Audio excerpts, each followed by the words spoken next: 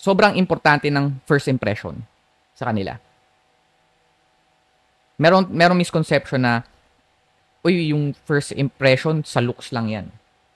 Okay? Na dapat pogi ka, dapat makinis yung mukha mo, dapat malaki yung katawan mo, dapat perfect yung mukha mo. Alam mo yung kailangan perfect yung ano yung mga looks maxer. Dapat matangos yung ilong mo, dapat pantay yung mukha mo, yung mga ganun. So, however, that's the biggest misconception when it comes to first impression. Kasi sa first impression, dalawa lang yan.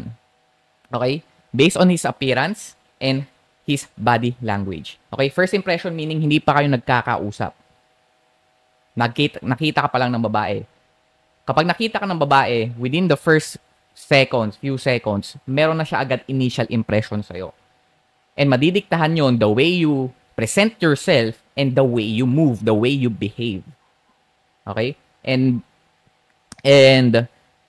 when it comes to first impression, 7% lang doon yung kung ano yung kapag nagkausap na kayo, 7% lang doon kung ano yung words na ginamit mo. Yung salitang ginamit mo. And 93% of the time, i-base niya sa'yo yung impression, yung first impression niya sa appearance and sa body language. Kasi ganun talaga tayo mag-communicate.